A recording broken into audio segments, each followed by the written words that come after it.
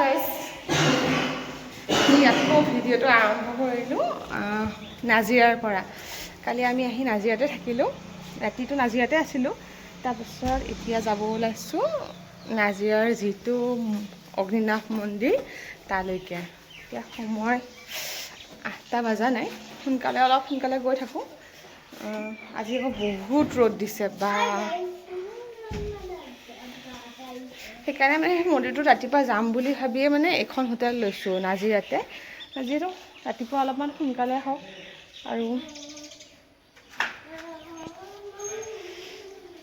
আজি সাংঘাতিক গৰম লাগিব, মানে ভাবিছিলোঁ বতৰটো ভাল হওক অকণমান। কালি আকৌ ৰাতি ৱেডাৰটো দেখাওঁতে অকণমান বতৰটো ভালে দেখাইছিলে, ইমান ৰ'দ নাছিলে। এতিয়া দেখোন ৰাতিপুৱা ইমান ৰ'দ দিছে। আমি মন্দিৰৰ পৰা প্ৰথমতে মন্দিৰ গ'লোঁ, মন্দিৰৰ পৰা আহি আকৌ হোটেলতে আহি হোটেলত কাপোৰ চাপোৰ সলাই ইয়াতে ব্ৰেকফাষ্টটো কৰি হোটেলৰ পৰা একেবাৰে চেক আউট কৰি আমি শিৱসাগৰ দৰ্শনৰ কাৰণে ওলাই যাম। এইখিনি আৰু আমাৰ দিনটোৰ প্লেনিং। তাৰপাছত শিৱসাগৰ দৰ্শন কৰি ৰাতিপুৱা আমি ৰাতি আমি দেৰগাঁৱত থাকিম। মানে দেৰগাঁৱত মোৰ বা এজনী আছে, তাতে থাকিম। এতিয়া আমাৰ এই লোকেশ্যনো ওলোৱা হোৱাই নাই নহয়।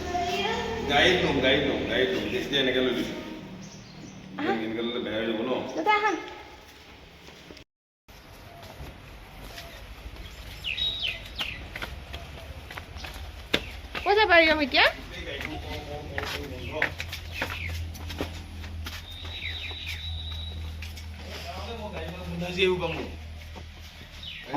পেলাব লাগিব। কলবিলাক গোন্ধাইছে।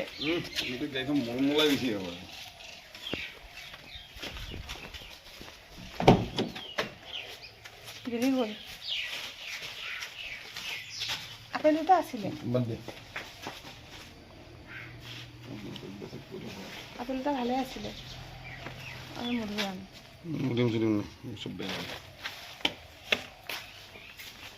ফ্ৰুটছ লৈ আহিছিলোঁ।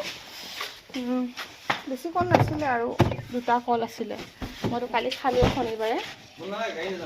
তাৰপিছত গাড়ীখন এতিয়া কলৰ ভিতৰতে থাকিলে, কালি গোটেই গোন্ধাই গৈছে। ব'লা আমি গাড়ী লৈ নাযাওঁ, ওচৰতেহে আহা। মোক গ্লাছযোৰ ল'ব লাগিছিলে। একদম দেউতাকৰ নিচিনা প'জ বহি আছে। আমাৰ মানে অকল সোনকাল হৈ আছে, সেইকাৰণে দেউতাৰ নিচিনাকৈ বহিব লাগে নেকি?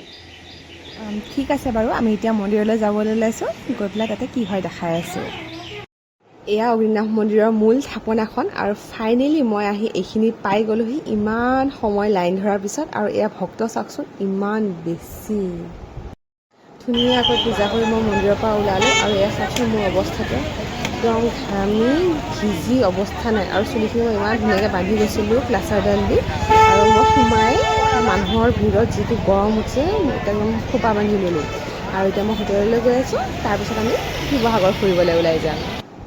মন্দিৰৰ পৰা আহিলোঁ। মন্দিৰৰ পৰা আহি ইমান ভাগৰ লাগিছে লাইনবোৰ ধৰি, অকণমান ৰেষ্ট লৈ ল'লোঁ। মানে মই ল'লোৱেই আৰু এঘণ্টামান ৰেষ্টে ল'লোঁ। ৰেষ্ট লৈ এতিয়া আমি ইয়াৰ পৰা নাজিৰাৰ পৰা মানে চেক আউট কৰোঁ হোটেলৰ পৰা। তাৰপিছত এতিয়া শিৱসাগৰ দৰ্শন কৰিম আৰু গোটেই শিৱসাগৰ কাৰেংঘৰ এইবোৰ ল'ৰাকো দেখাম, চাই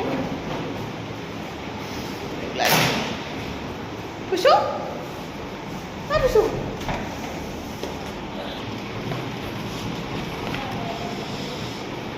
বাই বাই। এখন হোটেলত থাকি ভালেই লাগিল দেই। আমাৰ ৰেণ্টটো বেছি লোৱা নাই। তাৰপিছত আৰু যিবোৰ ভাল লাগিল, যিবোৰ খোৱা বস্তু চাউলো বোলে ইহঁতৰ খেতিৰে, আৰু আলু ভাজিও এওঁলোকৰ খেতিৰে হয়। এইটো কাৰেংঘৰলৈ যোৱা ৰাস্তা। এই গেটখনৰ পৰা গুগলত দেখুওৱা মতে ইয়াৰ পৰা 1 কিলোমিটাৰমান গৈ আমি কাৰেংঘৰ পাম। আৰু আমি এতিয়া কাৰেংঘৰ আহি পাই গ'লোঁ। আৰু চাওকচোন মই চিপছ দেখিয়ে তাৰ চিপছ খাবলৈ হৈ গ'ল। কাৰেংঘৰ আহোম চাওফাসকলৰ দ্বাৰা নিৰ্মিত এটা পিৰামিড আকৃতিৰ ৰাজমহল। ই শিৱসাগৰ চহৰৰ পৰা 15 কিলোমিটাৰ পূবৰ গড়গাঁৱত অৱস্থিত।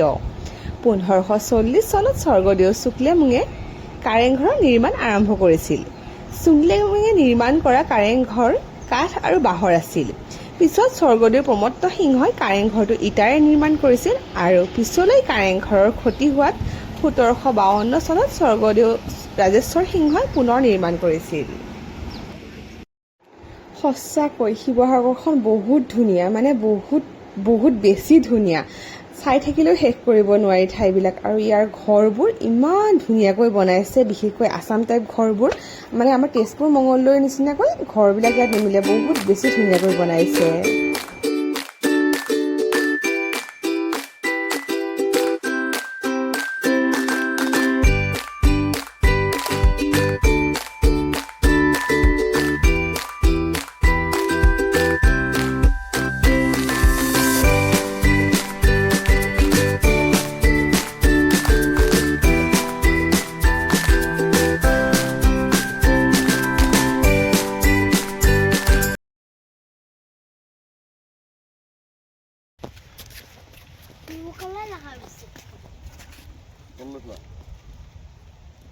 এয়া বিষ্ণু মন্দিৰ, বিষ্ণুদৌল, আৰু সেইখন জয়সাগৰ, তালৈও যাম।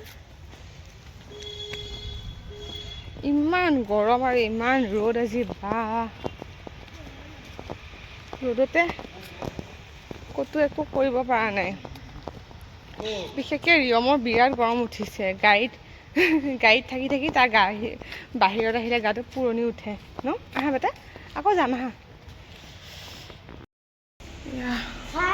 এয়া বিষ্ণুদৌল।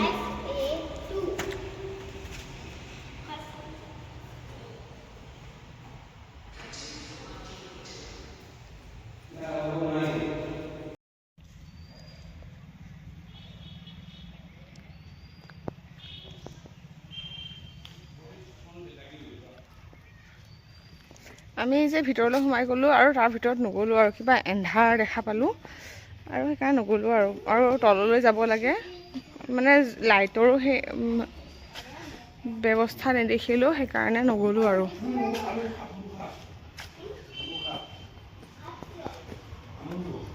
পৰিৱেশটো নিৰিবিলি ধুনীয়া।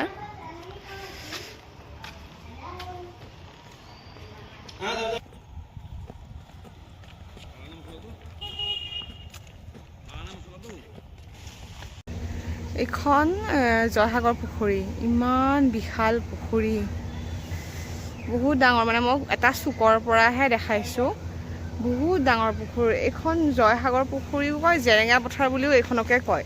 তাতে বিষ্ণুদৌল আছে আৰু সেইফালে পাৰ্ক এখন আছে, সেইটো চাইডে বিষ্ণুদৌলৰ পৰা অলপ আগলৈ পাৰ্ক এখন আছে। তালৈ নাযাওঁ আৰু, নহ'লে টাইমটো বহুত যাবগৈ। আমি যিহেতু আজি ঘূৰি যাব লাগিব, মানে যিকেইটা নিৰ্দিষ্ট পাৰ্ক আৰু সি দেখা পাইছে, আৰু গতিকে পাৰ্কত নাযাওঁ। সেইকাৰণে যিকেইটা চাওঁ, মানে যেতিয়া চাব লগা আৰু সেইকেইটা চাই গৈছোঁ। এইখন হৈ মোৰ পিছফালে থকা এখন জয়সাগৰ পুখুৰী। বিষ্ণুদৌলৰ পৰা অলপ আহিয়ে জয়সাগৰ পুখুৰীৰ পাৰতে আছে এয়া হেৰিটেজ জয়সাগৰ। আমি আহিলোঁ ফুৰোঁতে 2টা বাজিয়ে গ'ল, সেইকাৰণে ভাবিলোঁ এইখিনিতে দুপৰীয়া ভাতটো খাই লওঁ, সেইকাৰণে এইফালে সোমালোঁ। কিন্তু ল'ৰাৰ মন আছিল, এইফালে ব'টকেইখন দেখিছেনে, এনেকৈ দেউতাকে টানি তাক ভিতৰলৈ সোমাইছে। আৰু এয়া আমাৰ খোৱা জেগাটো, ভিতৰত যদি কোনোবা কটকটো খাব বিচাৰে তাতেও খোৱাৰ ব্যৱস্থা আছে। আমি ভিতৰতে খাবলৈ বহিলোঁ। আৰু ইয়াৰ পৰিৱেশটো ইমান ধুনীয়া, সন্মুখতে জয়সাগৰ পুখুৰীটো, আৰু ইয়াত ব'টিঙৰো সুবিধা কৰি থোৱা আছে। কিন্তু তেতিয়া ব'টিংটো বন্ধ কৰি থোৱা আছিলে, কিন্তু দেখিছিলে ৰিয়মৰ ইমান বোট কৰা মন আছিলে, সেইকাৰণে সি ব'টকেইখনকে এনেই খেলিছে আৰু।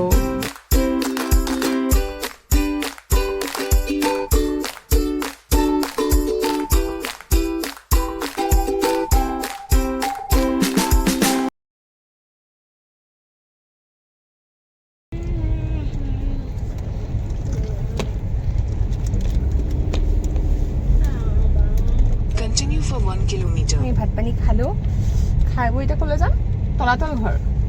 তলাতল ঘৰলৈ গৈ আছোঁ।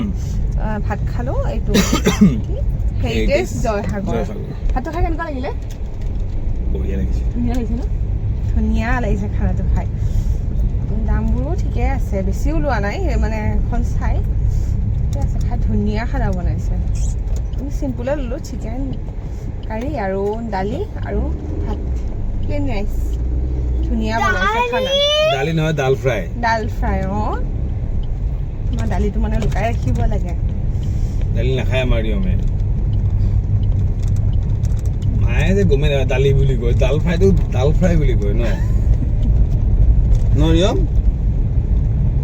দাল ফ্ৰাইটোক দালি বুলি কয় হয় নহয় কচোন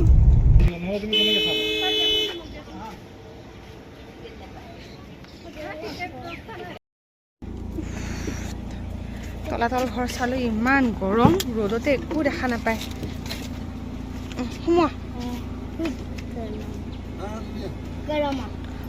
পটাপট সোমোৱা ৰাস্তা বন্ধ হৈ যাব এতিয়া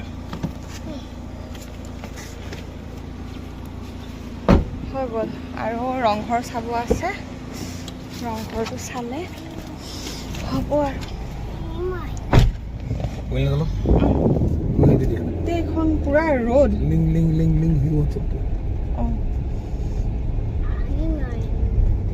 ৰ'দত যাব নোৱাৰি দেই এইবিলাক বস্তু কালি বতৰটো ধুনীয়া পাইছিলো আজি ইমান ৰ'দ বা আমি এতিয়া তলাতল ঘৰৰ পৰা ৰংঘৰৰ ফালে আহি আছোঁ আমি যিমান পাৰোঁ পটাপটে কৰিছোঁ কাৰণ ৰিয়মক লৈ ইমান গৰমত মানে ৰ'দত থকা নাই তাৰ গাটো বেয়া হৈ যাব বুলি আৰু এতিয়া এয়া ৰংঘৰ তলাতল ঘৰৰ উত্তৰ দিশে জয়সাগৰৰ পুখুৰীৰ পশ্চিম দিশে আৰু ই আছাম ট্ৰাং ৰোডৰ মুখতে অৱস্থিত ৰংঘৰ হ'ল এটি দুমহলীয়া ঐতিহাসিক পকী ঘৰ ইয়াক আহোম শাসনকালত পেভেলিয়ান ৰূপে ব্যৱহাৰ কৰা হৈছিল শিৱসাগৰ চহৰৰ পৰা মাত্ৰ 3 কিলোমিটাৰ আঁতৰত ৰংঘৰ অৱস্থিত ইয়াৰ পৰা এসময়ত ৰাজ পৰিয়ালসকলে ৰঙালী বিহুৰ সময়ত অনুষ্ঠিত হোৱা ম'হ যুঁজ হেন যুঁজ আদি উপভোগ কৰিছিল ৰংঘৰ এছিয়াৰ প্ৰথমটো পেভেলিয়ান হিচাপে আমি জানো এই ঘৰটো আহোম সাম্ৰাজ্যৰ ৰাজধানী ৰংপুৰৰ ৰূপহী পথাৰত 1746 চনত স্বৰ্গদেউ প্ৰমত্ত সিংহৰ শাসনকালত স্থাপন কৰা হৈছিল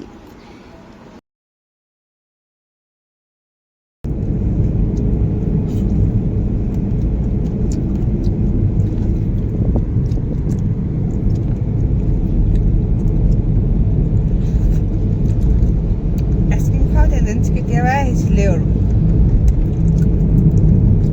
কিন্তু এইটো খোৱা নাছিলে যে সেইকাৰণে আমি খাব পৰা নাছিলো সিও খাই আমি আমাৰ লগে লগে আমি যদি পুৰা এটা লওঁ তাক বুলি কওঁ বোলে অকণমান লোৱা অকণমান দিন হ'ব তাক পুৰা এটা লাগিব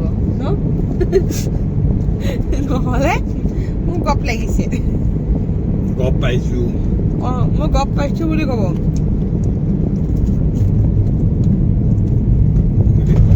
নাই দিয়াও নাই সেইকাৰণে সি খোৱাৰ পিছতহে আমি খাইছো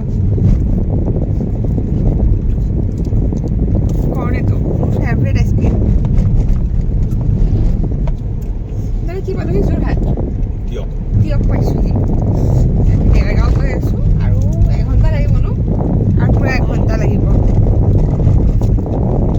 ৰাস্তাবোৰ যে ইমান বেয়া এই অকণমান জেগাৰ ৰাস্তাবোৰ চব টাপলি মাৰিছে ধুনীয়া ফিনফিনীয়া ৰাস্তা গৈ থাকিম মানে পুৰা টাপলি মাৰি আহিব তাত গাড়ীখন চটকৈ যাব স্পীডত গৈ থাকিলে ইমান অৱস্থা বেয়া ৰাস্তাৰ মেইনলি কনষ্ট্ৰাকশ্যন হৈছেতো সৰুৱে এইবোৰ হ'ব ভাল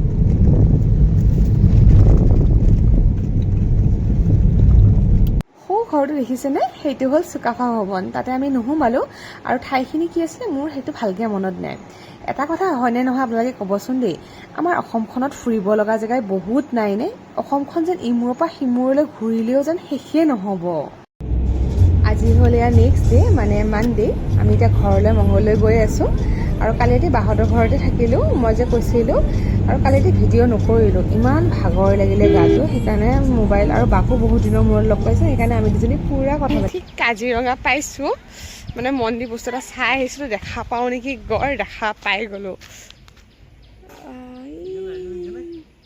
মই ভালকৈ দেখাই আছোঁ ৰ'ব এয়া গড় দুটা গড় দেখা পাইছোঁ